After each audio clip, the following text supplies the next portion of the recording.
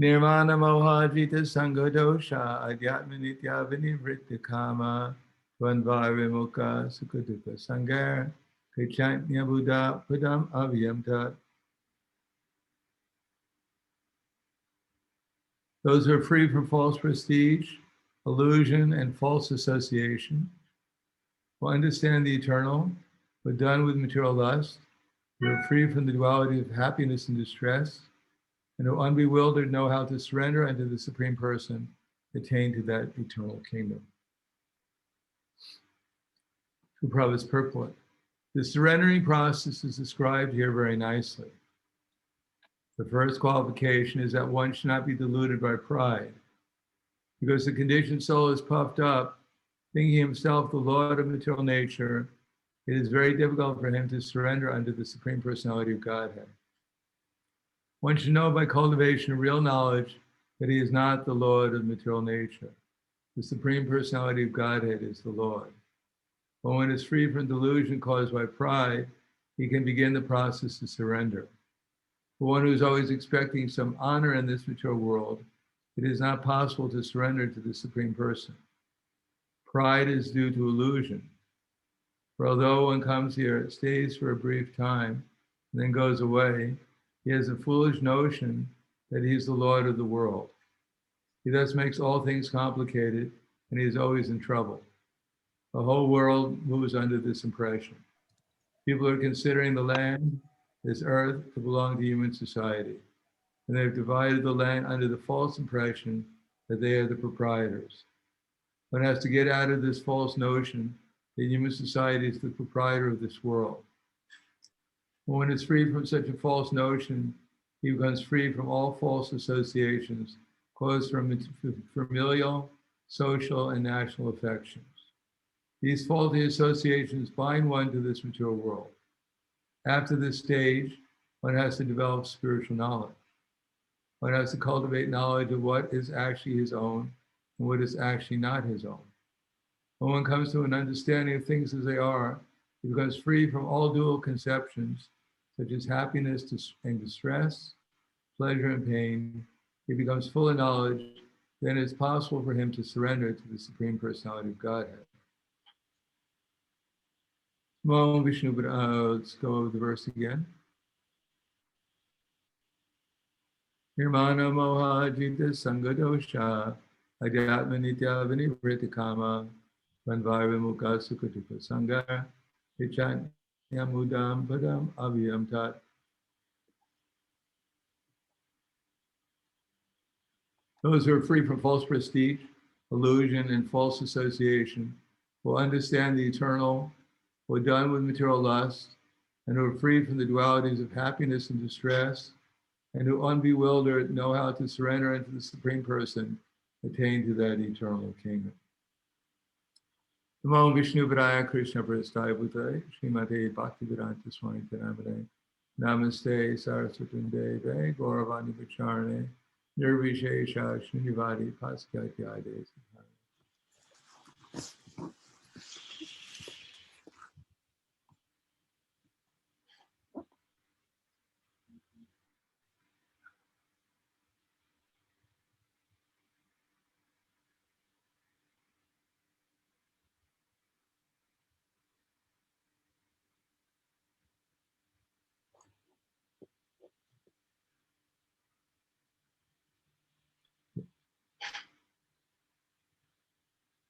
In this verse, Srila Prabhupada is emphasizing, and repeatedly, that the beginning of the entanglement of the material world is to consider oneself the proprietor of this material world.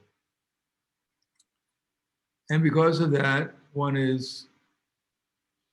works under the material conception of life in delusion, as it says that Maya is right next to us. And as soon as we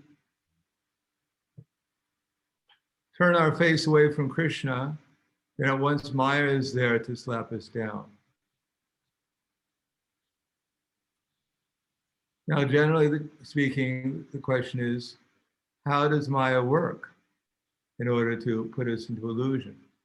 So in the Bhagavad Gita, Krishna has told us Purusha prakriti sohi, punkte prakriti jangunan, karna guna sangosya, sad asad yoni janmisu. That the living entity in this material world follows the ways of life, enjoying the three modes of material nature. This is due to his association with that material nature, and thus he meets with both good and evil amongst the various species. So that association is especially emphasized by Lord Chaitanya Mahaprabhu, as it says in the Chaitanya Charitamrita, Madhya Lila, chapter 22, verse number 87, Asat Sangha Tyag E Vaishnavacharya, Sri Sangi Eka Asadu Krishna Bhakta Ar. And Prabhupada writes in the purport of Srimad Bhagavatam 3:29-18, Lord Chaitanya Mahaprabhu's advice, Asat Sangha Tyag, one should avoid persons who are attached to the temporary. Asat is one who is too materially attached, who is not a devotee of the Lord, and is too attached to women or enjoyable material things. Such a person, according to Vaishnava philosophy, is a person non grata. A devotee should not be proud of his acquisitions. The symptoms of a devotee are meekness and humility. Although spiritually very advanced, he will always remain meek and humble, as Krishnadas Kaviraj and all the other Vaishnavas have taught us by personal example. Chaitanya Mahaprabhu taught that one should be humbler than the grass on the street and more tolerant than the tree. One should not be proud or falsely puffed up. In this way, one will surely advance in spiritual life. In other words, if we associate with sadhus, then we'll become a sadhu. And if we associate with non-devotees, then we'll become influenced by them. That one has to be careful and see if by such association we're actually becoming influenced by them or we're influencing them. There's a story of the Brahmin who was living a very simple life and decided to take a bath in the Ganges. After taking a bath in the Ganges, or before taking, he put his kopins, his underwear, out on the bank of the river to dry. And then he himself, while he was drying himself off in the sun, one mouse came and stole his underwear. So the Brahmin became very disturbed, and he decided that in order to protect his underwear, that he'd get a cat. He went and begged a cat, and the cat very dutifully began to protect his underwear. Success. Unfortunately, the cat started to meow. And after inquiring from the learned people that he knew, he discovered that the cat wanted some milk. But since there was no grocery store nearby, he had to get a cow. But because technically he didn't know how to milk a cow, therefore he decided to get married and get a wife who knew how to milk cows. But he soon discovered after getting married that his wife wanted some children, so he had to get a house. To get the house, he had to get a job, and to get the job, he had to go to work. But to go to work, he needed a car. And in order to get a car, he had to work at night in order to pay for the house and the car and the wife and the cow and the cat and the children. And after some time, he realized that things were getting too complicated, that maybe it's better off I just throw my underwear away and just walk away. And that's what he did. So the material world means, as Prabhupada says, that by such association, we make everything complicated. By when you associate with materialists, everything becomes very complicated, and we're always in trouble. Similarly, we can see in modern society, because the leaders are not Krishna conscious, the whole society is generally going from one crisis to the next, one pandemic to the next, one war to the next, one financial crisis to the next, never ending. And because the devotees sometimes they actually become dependent on persons who are materialists, therefore the devotees also sometimes become compromised in their philosophy and their behavior by such dependency on materialistic persons. Of course, the idea is that an advanced devotee can accept contributions from materialists and spend them properly to advance the Krishna consciousness movement. Prabhupada writes in the Nectar of Devotion that we're not against technology, we're not against the machines that technology produces, such as computers or dictaphones or microphones or airplanes, that we utilize those for Krishna service. But sometimes, unknowingly, by associating with materialistic persons, we may find ourselves in situations where we compromise our good sense and our philosophy in order to keep the materialistic people happy. Now, the history of our movement is that often, or I could say, that after Srila Prabhupada left especially, there was this conception of zonal acharyas, which I think most of you are probably familiar with, that devotees identify themselves more with a particular zone, or at least the zonal acharya within that zone, than they did with ISKCON, or as being the servant of the servant of the servant of the servant of Krishna. That sometimes even devotees were in a different zone. If they got initiated by a certain zonal acharya, then they were inspired or requested to come to that initiating guru zone, perform service there. And so that was the beginning of identifying oneself more as a initiated devotee of a certain initiating spiritual master than as a servant of the entire society.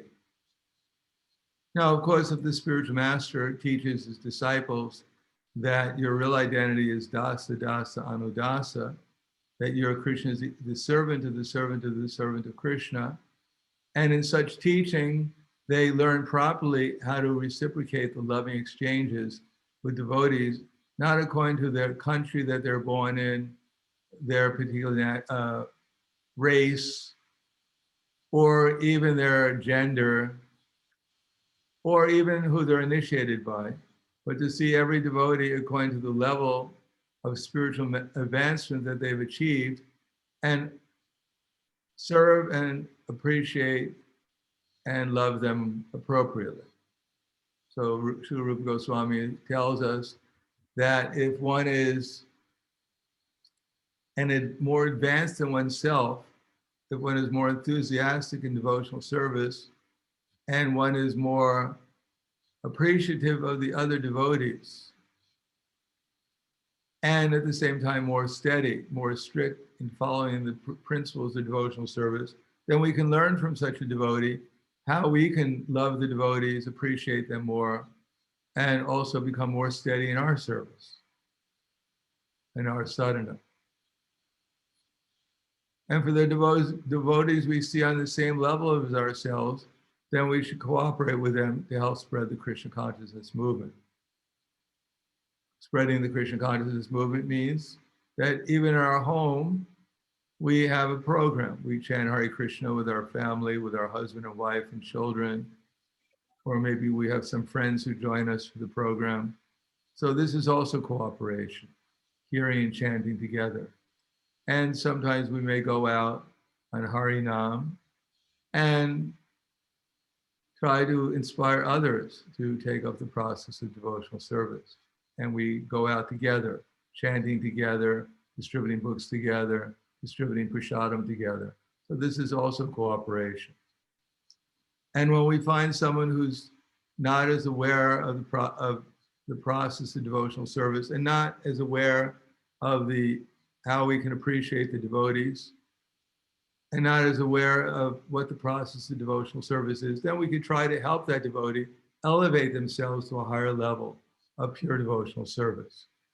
In this way, we see every devotee as the object of our service, and we see Krishna as our eternal master and his representatives as also equally our eternal master, as representatives of Krishna. And we join together to inspire each other in Krishna consciousness and to help innocent people become Krishna conscious.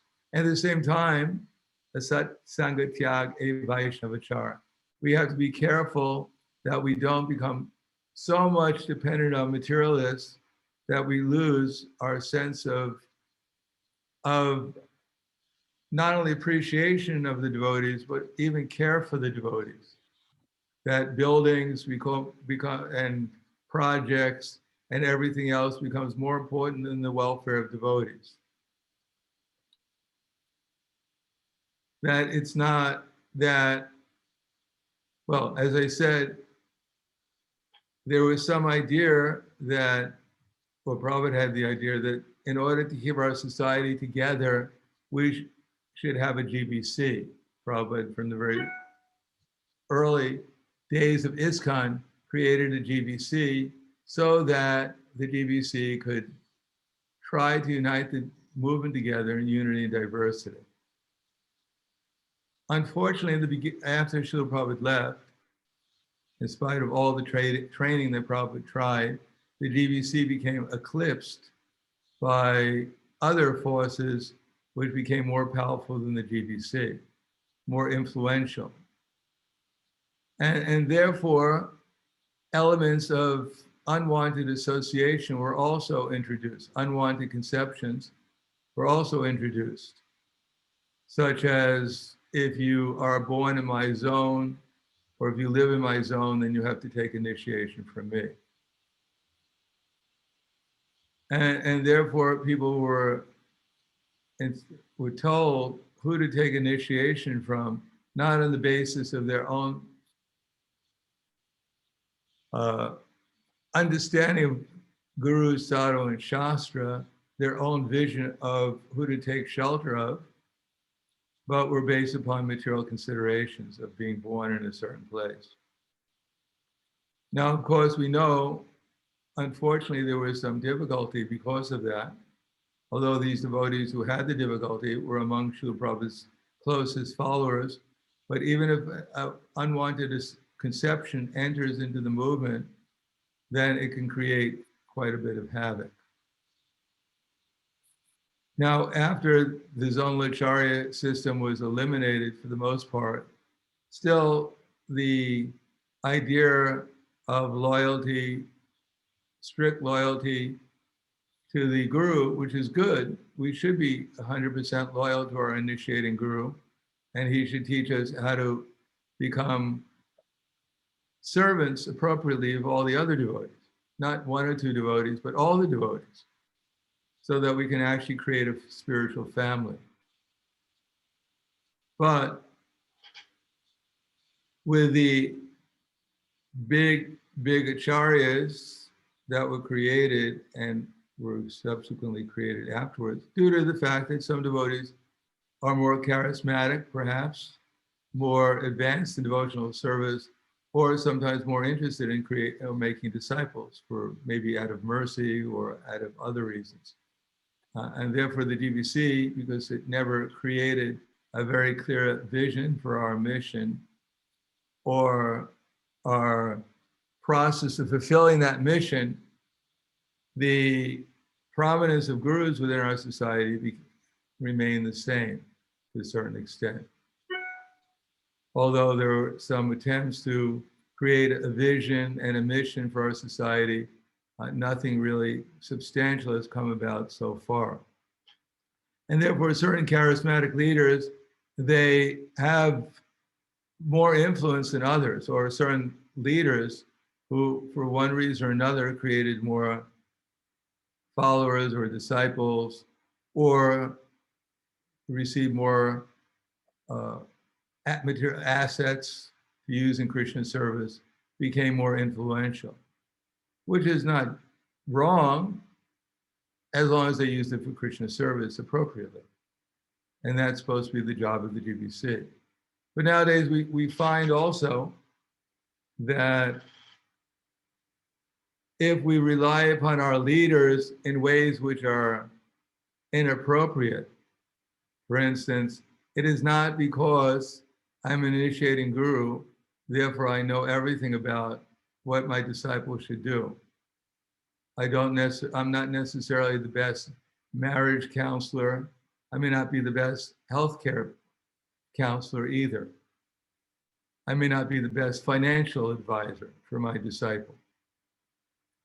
But if an initiating guru using his influence over the disciple for all good intentions doesn't strictly work according to their actual expertise and their actual philosophical understanding, and act more independent than in cooperation with the actual authorities within ISKCON. And the authorities in ISKCON also have to work under the guidance, to the best of their ability, of Srila Prabhupada and his instructions. If they give guidance to things that actually are beyond their capacity of understanding or realization, especially in subject matters which they're not expert in, it can create a lot of confusion and misdirect their followers in ways that may create unwanted results. So we find that because devotees became disappointed in the leadership and the quality of the spiritual guidance that they were given, even by some of the best devotees within our society, therefore, our preaching in many parts of the world practically diminished, became threatened with non-existence. Many devotees in areas that were flourishing in ISKCON lost faith when their leaders had fall downs, which were quite scandalous. Leaders that they believed were infallible and were directly in touch with the Supreme Personality of God. What happened? Directly in touch with the Supreme Personality of Godhead, somehow or another, by unwanted influence, became affected and could not maintain their position. And therefore, as we can see, the devotees lost faith, and especially in those areas, the preaching began to fall apart. So this resulted in the devotees leaving the temple, some becoming congregational members rather than full-time devotees, others leaving ISKCON entirely and joining other religious organizations such as the Gaudiya Math, or becoming Ridviks. And in the case of the Gurukulis, they're filing court cases against ISKCON, which cost the society millions of dollars.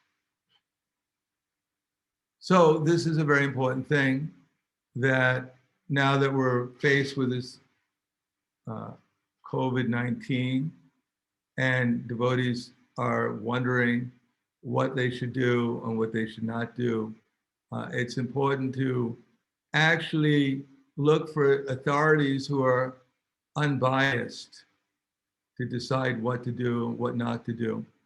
Because ISKCON, of course, is a big organization and has big projects.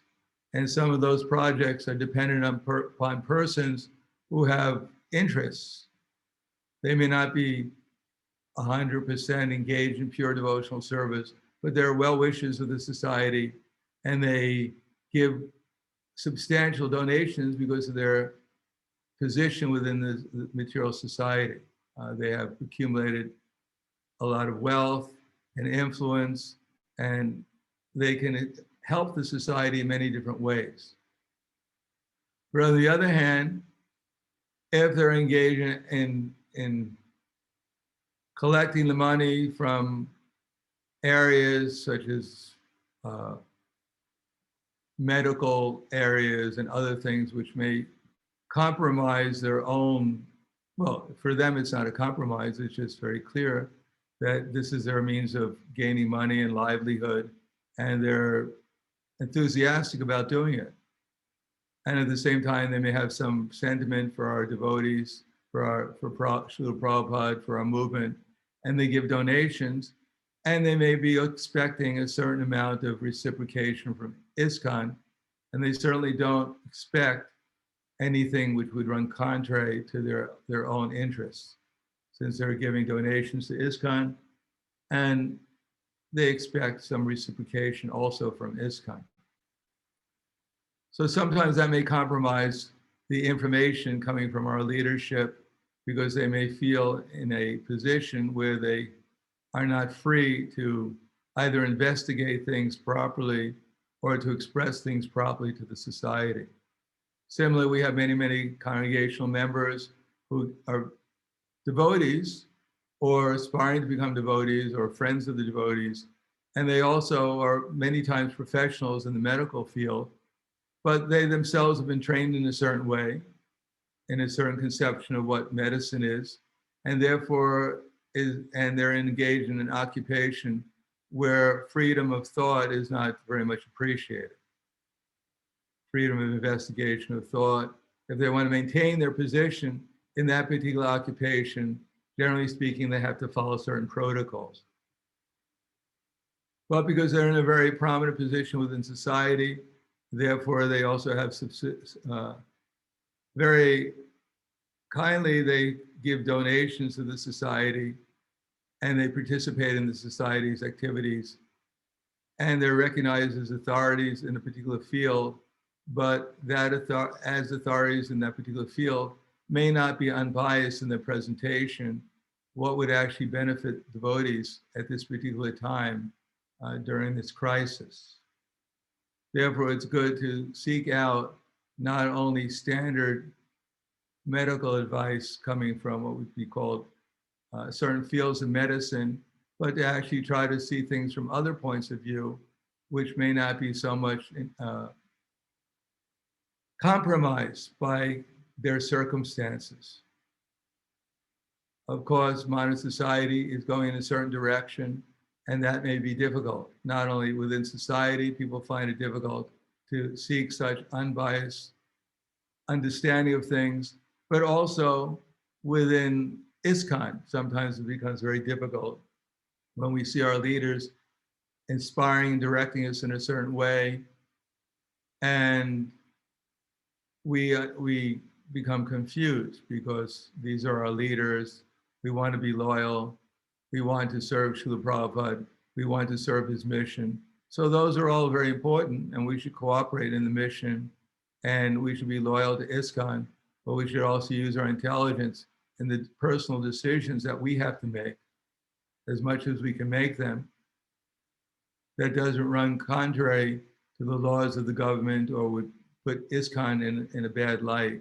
But we have to use our intelligence to make our personal decisions, what would be best for our health, what would be best for our welfare, what would be best for our mental state of consciousness to further our Krishna consciousness, and not blindly, even our own leaders, if they themselves appear to be blindly following other leaders who are not actually coming from the, we could say, the Vedic conception of life, where people are responsible for their own health by following certain regulations of life, such as cleanliness, truthfulness, austerity, and mercy. We're not engaged in illicit sex, meat eating, gambling, intoxication, and I think I covered all of them: illicit sex, meat eating, gambling, and intoxication. So those who are engaged in such activities, even though they may be very helpful for our society, and their help is always appreciated, but their viewpoints may be sometimes compromised by their own association and their own obligations.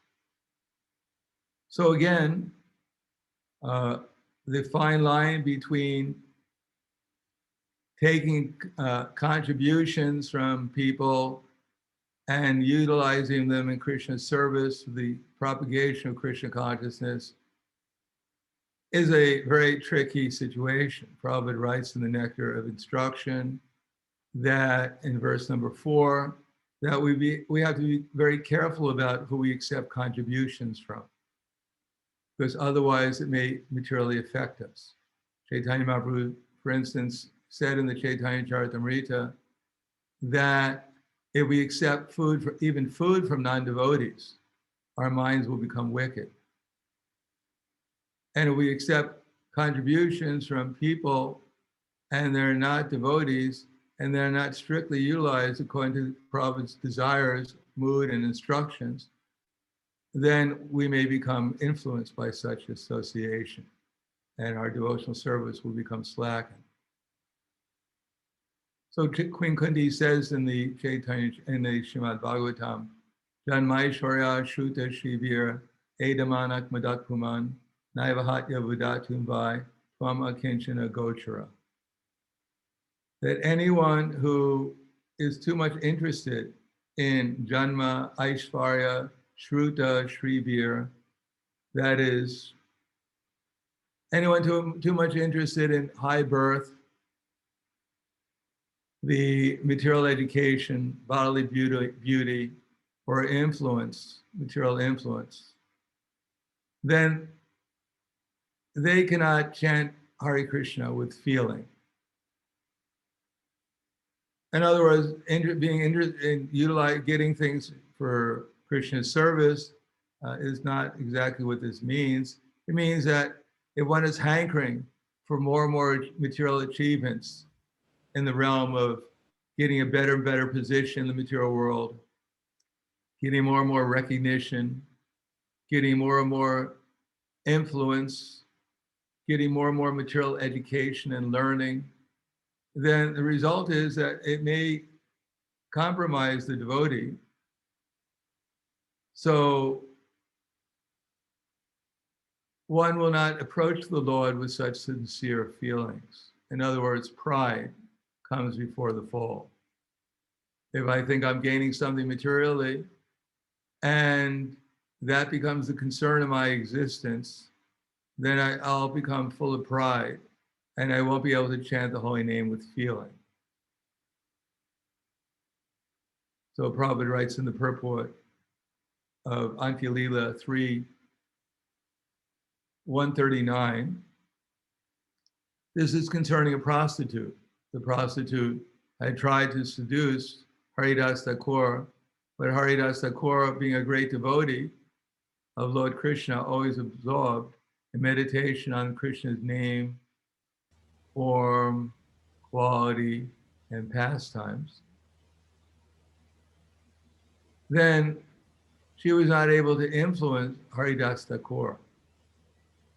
Instead, by his association, she became a pure devotee.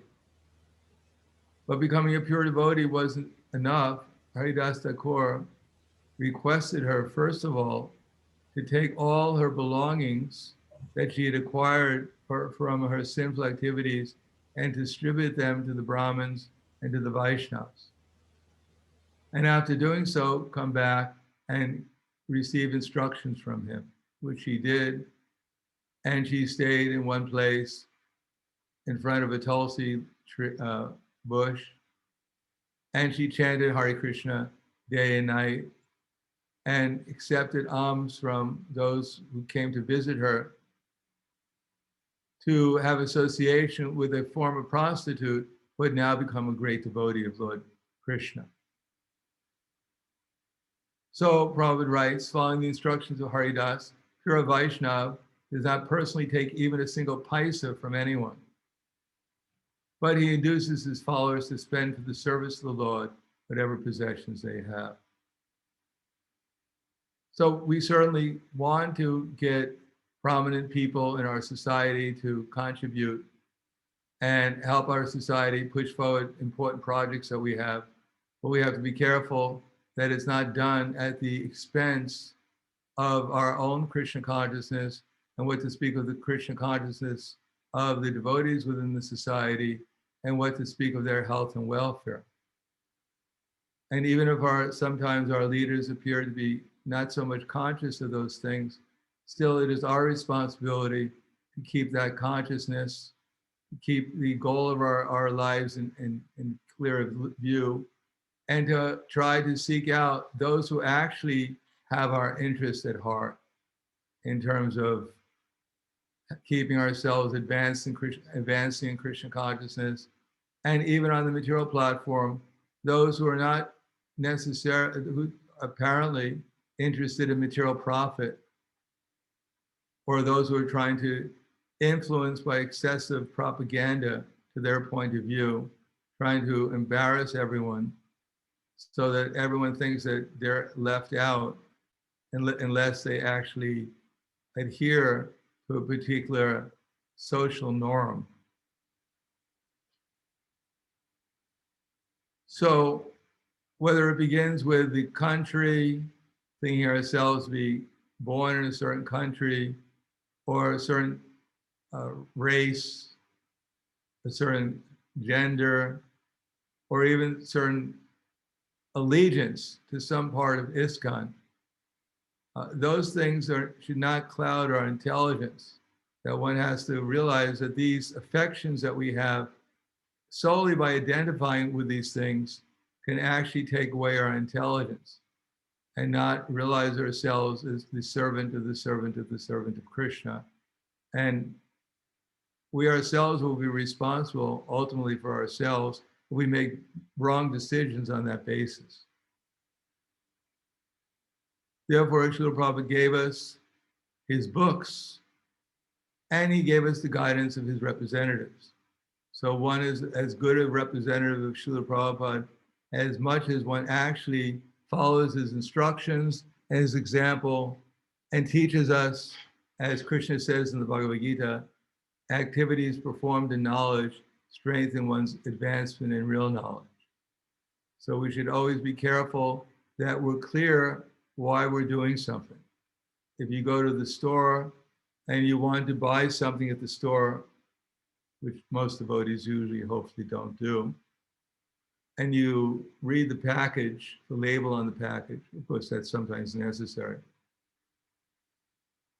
that first of all, you should read the label, not that whatever looks pretty in the store, whatever looks beautiful, then you put that in your basket to buy.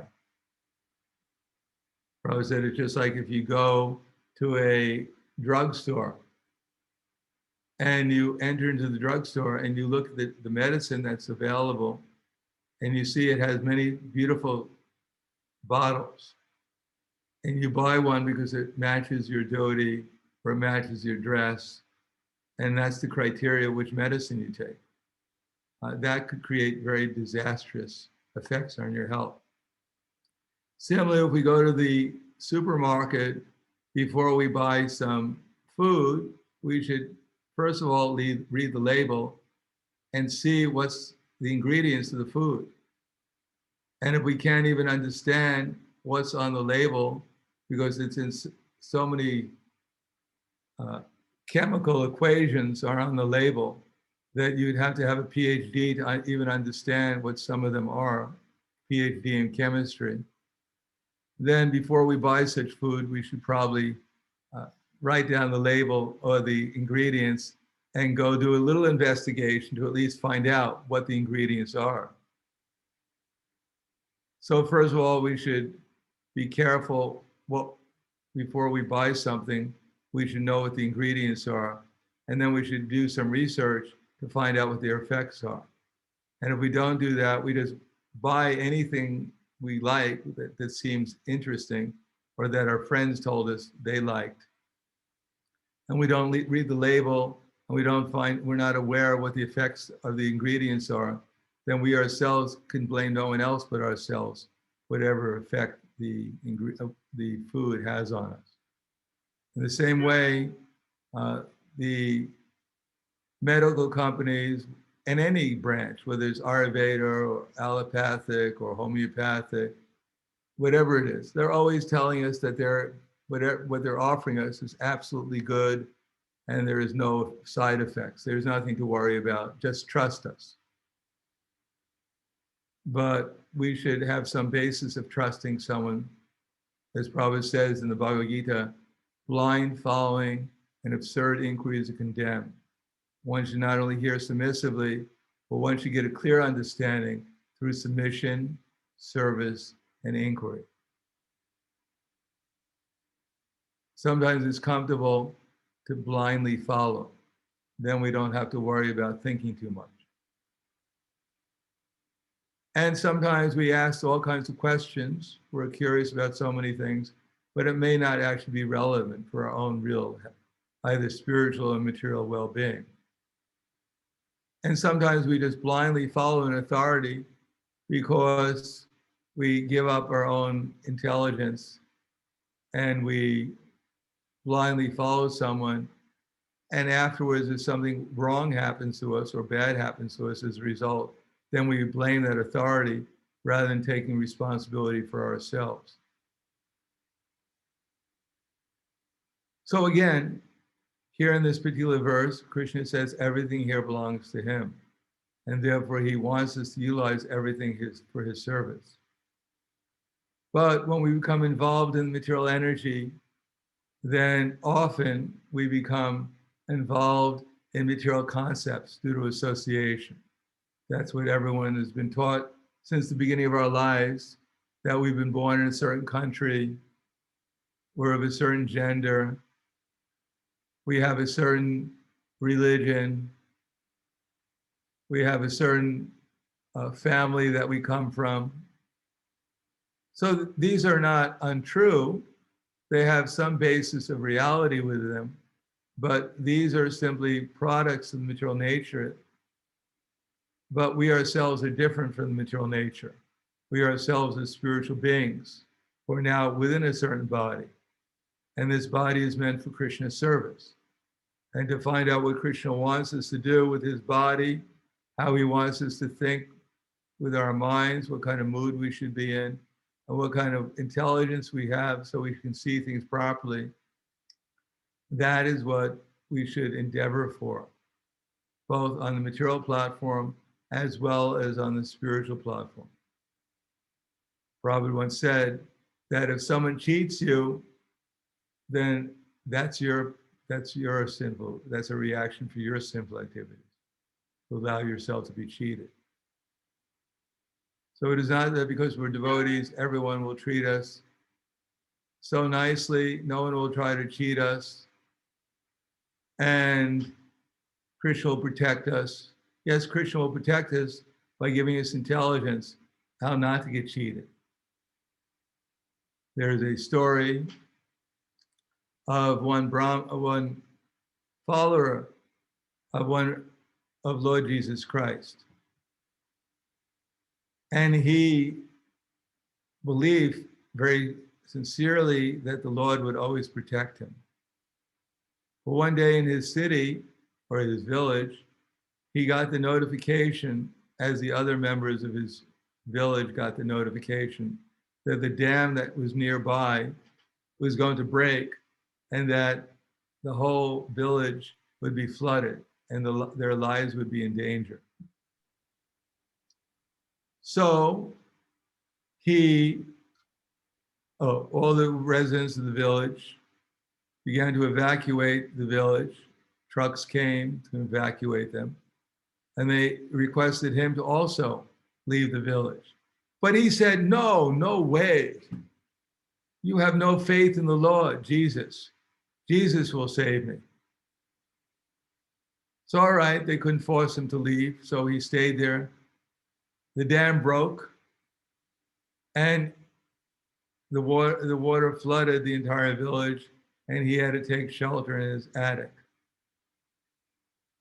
So one boat came to take him, to save him. But when they met him, the people in the boat, he said, go away, leave me alone. You have no faith. The Lord Jesus will save me. So then he climbed to his attic as the water rose, and his whole house became flooded with water. He went to the roof of his house, and there a helicopter came to save him. And when the helicopter got near, he said, "Go away. You people of the, you have no faith in the Lord. Jesus will come and save me." But the water kept on rising, and eventually it flooded the entire region, and he himself, this man, drowned. Luckily, because he was a devotee of Lord Jesus, he went to heaven, and there Lord Jesus came and embraced him, and it was a very nice reunion. But the man said, "My dear Jesus, I only have one question for you. I believed in you so sincerely that you would save me, that in spite of all difficulties, I remain dependent upon your mercy. So why is it that I drown?" So Jesus said, Lord Jesus Christ said, "Well, I tried to help you best I could. I gave notification that the village was going to be flooded, but you ignored it. I sent trucks to evacuate you and everyone else, but you ignored it. I sent a boat for you, but you ignored it. I even sent a helicopter to save you, but you ignored it. So I did the best I can, but that was up to you to accept the help or not." So in the same way, we should know where we can get proper bona fide help from persons who actually know the subject matter, whether it be spiritual or material, who have no vested interest in gaining from our decision that we make, and therefore trying to distort our intelligence so that they can be benefited, rather than actually clarifying our intelligence so that we can be benefited. So we should be careful and make the right decisions and stay healthy and make progress in Krishna consciousness. Thank you. Hare Krishna. Any questions, comments? Yes, Agnihotra. Hare Krishna, Guru Maharaj. Mataji Indureka from Zaporozhye have a question. By the grace of advanced devotees, I have developed the taste for the study of Srimad Bhagavatam, but I don't always have association of devotees who can explain the correct meaning of each shloka. How should one study Srimad Bhagavatam so that it opens up and there won't be distorted meaning of the text? One time, Srila Prabhupada was walking with Giriraj Maharaj, and Prabhupada made a philosophical statement. And Giriraj Maharaj said, "Thank you very much, Srila Prabhupada. I didn't understand that philosophical concept because I was in Maya." And Srila Prabhupada began to laugh and said, "You were in Maya?" He said, "You're always in Maya." He said, "Sometimes you get some philosophical understanding of something and you make spiritual progress towards spiritual life. But that doesn't mean by a little bit of realization, then suddenly we're out of Maya." So we can expect that our progress in devotional service is going to be gradual. And on the way, Krishna is going to test us. And the help he gives us may be variegated, just like we may not have so much association with the personal association of devotees. But if we read Prabhupada's books and we listen to Prabhupada's followers who have more of an understanding than we do, that's also association with a pure devotee and with devotees. Now, if we have questions, we can always ask them to more advanced devotees than we have. It's not that we have to figure everything out ourselves. And we should pray to the Lord, the Super Soul, because the Supreme Personality of Godhead is within our heart, like two birds sitting on the same tree. He's closer to us than anyone else is. And therefore, we should take shelter of him and inquire from him. And somehow or another, if we're sincere in our prayers to the Super Soul, then he'll arrange it in order to clarify our understanding of the things that we are confused about. One time, a very learned professor from a university came to visit Srila Bhaktisiddhanta Saraswati Prabhupada. a matter of fact, there was a number of professors from a university, and they wanted to make some inquiries from Srila Bhaktisiddhanta Saraswati Thakur. But Srila Thakur was very busy, and so he suggested to his guests, the learned professors, that they do some service in the meantime before he can meet with them. So he suggested they go to the Pujari department and see the Pujari department and perhaps assist in polishing the items of the deities there. And because the professors were, in the devotional line, at least, they were mundane professors, but they were connected with the Veda culture. Therefore, they did as Srila Thakur said, and they went to the Pujari department, and for some time, they polished the brass and other items of the deities. And they came back to Srila Bhaktisiddhanta Saraswati Prabhupada, and Saraswati Thakur, he asked them, do you still have any questions I can answer? And they said, no, Thakur, that while polishing the brass, all our questions were answered. So we're sincere and we engage in devotional service, and we're in a prayerful mood, and we follow the instructions of our acharyas and disciple succession, then many of the things that we have doubts for will gradually be cleared. And if they don't are clear in that way, we always have the opportunity to inquire from devotees we know who might be able to help us with those answers, hear from them, and submissively, and if possible, render some service to them, and pray to the Lord that our inquiries will be satisfied, and that we'll get some enlightenment within the heart. Or as Prabhupada says, that in the Bhagavad Gita in 4:34, that when one is always submissive and is ready to render service, then the reciprocation of knowledge and inquiries becomes perfect. And the line before that, Prabhupada writes that one has to pass the test of the bona fide spiritual master.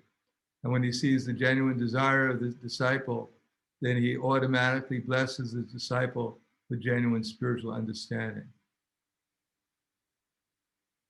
So if you read Bhagavad Gita chapter 4, verse 34, the method of becoming enlightened in Krishna consciousness, either over specific concerns or in general in Krishna consciousness, Prabhupada very nicely elaborates in that purport what the process is of getting our questions answered. Thank you for the question. I hope I answered your question. Anything else? I have a question. Okay. Because we were speaking about the pandemic, and that was last week, I was wondering about that they reached the gates, they say, about depopulating the world. And also I found that in verses 39 to 41 in chapter 1 in Bhagavad Gita, Prabhupada is, Krishna, of course, is saying about Varna Shankara. So what is actually this thing that we called unwanted population, unwanted children? How to see it? Because it sounds a little bit strange. How can we call a child unwanted? Because it's just a matter of education. Even if he's born demoniac, just like Prahlad, if he educated by Narada Muni. Is that right? Okay. Well, unwanted means that the parents didn't want the child. They didn't want to train the child, especially in spiritual life. They sometimes, due to circumstances, children are born, but sometimes in Kali Yuga, they're, quote, unwanted, and the parents kill the child in the womb. So to get out of the womb nowadays is quite an accomplishment. And then even after getting out of the womb, sometimes the parents are neglectful of their education, especially spiritual education, and oftentimes even material education. So a child should be loved and appreciated. And as Prahlad Maharaj said, it is the duty and the responsibility of the parents from the very beginning of the child's life to help them advance in devotional service in Krishna consciousness. Because although the human form of life is temporary, it has one great asset, that even while one is in the human form of life, one can advance spiritually and become qualified to go back to the spiritual world.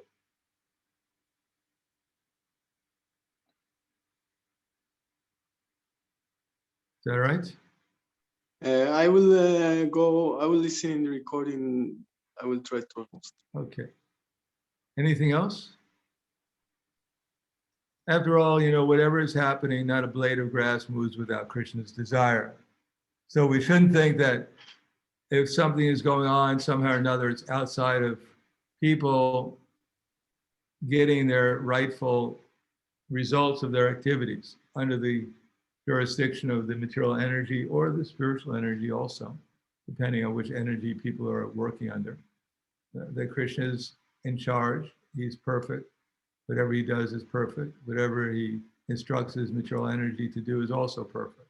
So there's no injustice, but it's up to the devotees to try to help people understand how to work within this material world to advance in Krishna consciousness and avoid the possible results of their past sinful activities. In other words, to try to tolerate the reactions of their sinful activities, fix their mind upon Krishna, go forward in spiritual life, and use their intelligence so that they don't create more problems for themselves in this life than they already have. As far as what goes on in general in the material world, what the materialists are doing, that is beyond our control. Unless this movement becomes very powerful in Krishna consciousness, becomes very influential, individually, we don't have much effect on stopping whatever good or especially bad persons with materialistic desires have. Anything else? Krishna Guru Maharaj, I Krishna would Guru have a Maharaj, question. the question from Vamana Prabhu. Please explain the topic of ahimsa milk, co-protection, and co-care. Well, in the Bhagavad Gita and elsewhere, Prabhupada writes that milk is the nectarian food which can create finer brain cells that help us advance towards spiritual consciousness. Now, Srila Prabhupada himself didn't differentiate between different kinds of milk. He especially liked the milk from his farms, but he also, when it was not available, he took other milk. Now, some may have a sentiment for wanting to take only Himsa milk, but that's according to their sentiment, because as Prabhupada said, in the Kali Yuga, everything is contaminated. So even we take only Himsa milk, that doesn't mean that the cow that we're taking the milk from will not be killed, or the other cows will not be killed. Of course, we take milk from our own cows or from a Himsa, then it's unlikely those cows will be killed. But just by our only taking milk from Ahimsa cows, that doesn't mean that the other cows will not be killed. And those other cows will be deprived of an opportunity to have their milk offered to the Lord and therefore derive benefit. In the story of Putana, there was the example of Putana offered her milk to Krishna. And because she offered her milk, although it was poisonous, she got the benefit of becoming purified and going back to the spiritual world as Krishna's mother.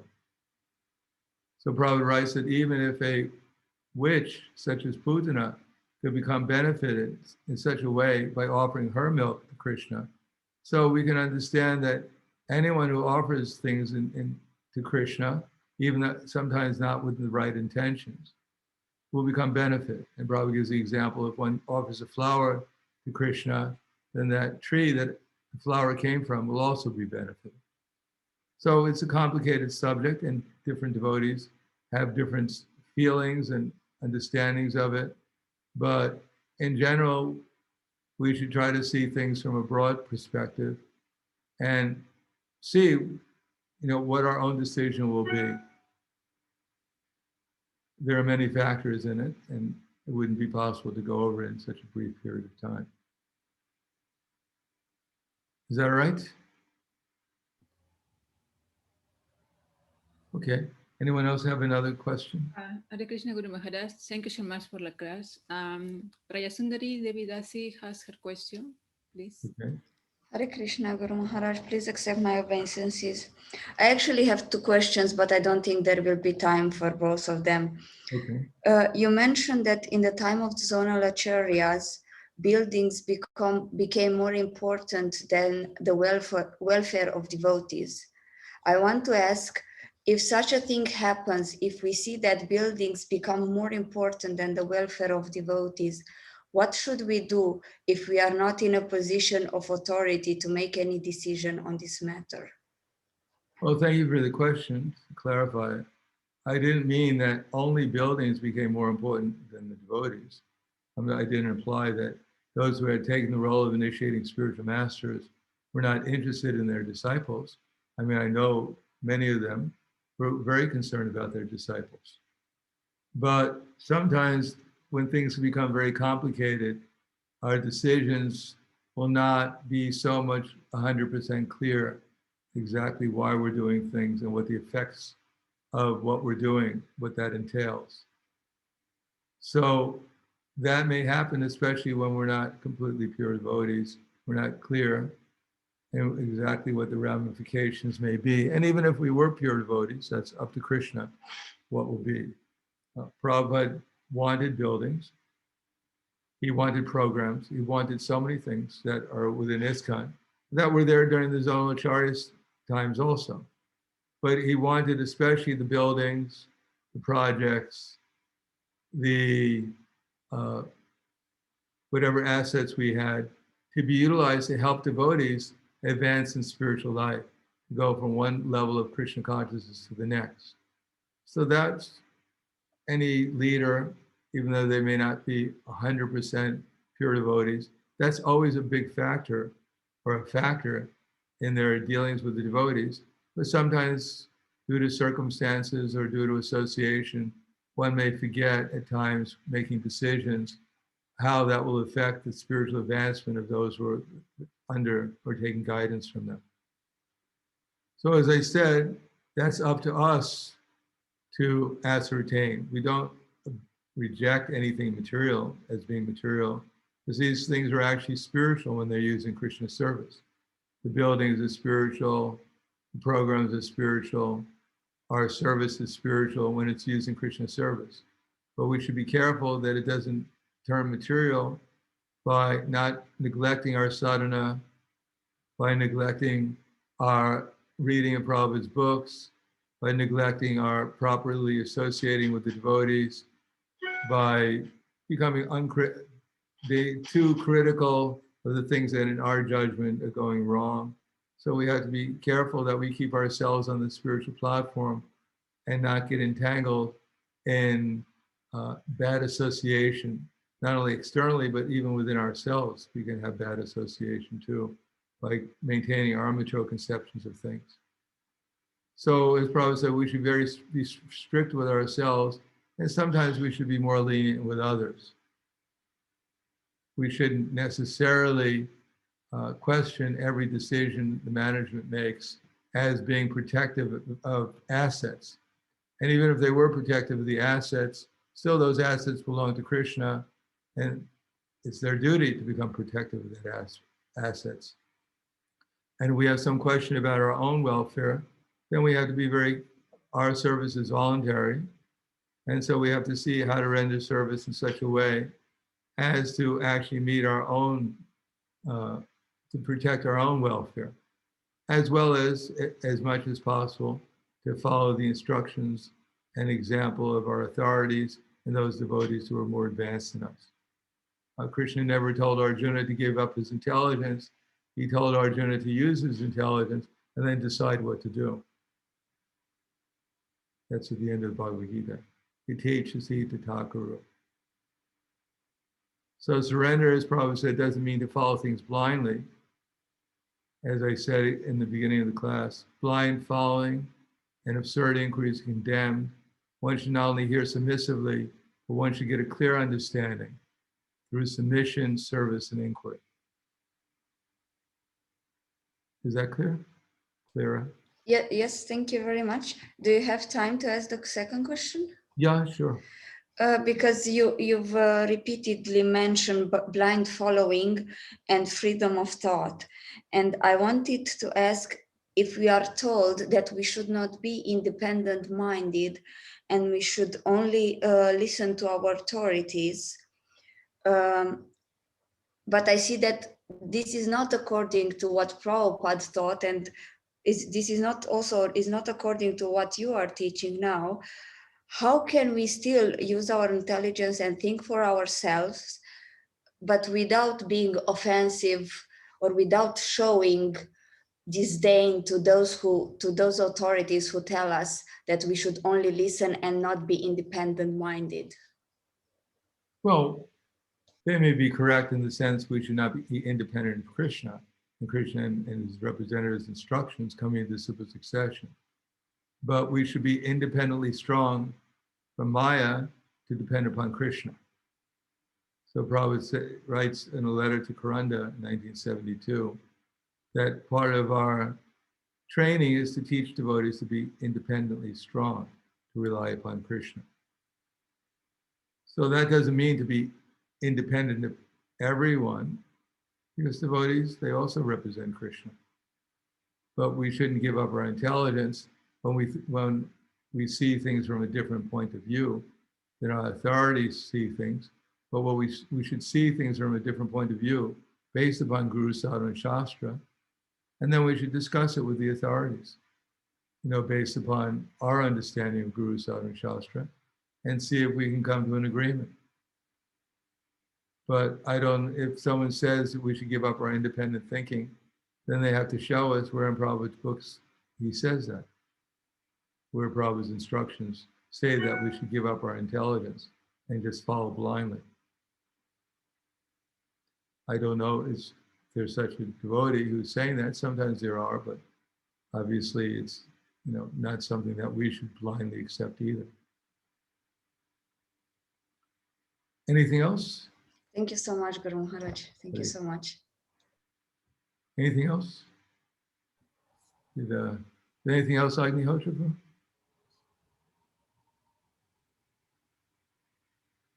Okay, so I think we can stop there. Thank you very much. Karantara Srimad Bhagavad Gita ki jai, Srila Prabhupada ki jai. Prahladananda, Hari Bol. Hari Bol, Guru Maharaj. Hare Krishna. Hare Krishna, Jai Guru Maharaj. Yeah. Thank you very much. Hare Krishna. Hare Krishna. Hare Krishna. Харе Кришна, Гуру Махарадж, спасибо большое. Hare Krishna. Hare Krishna.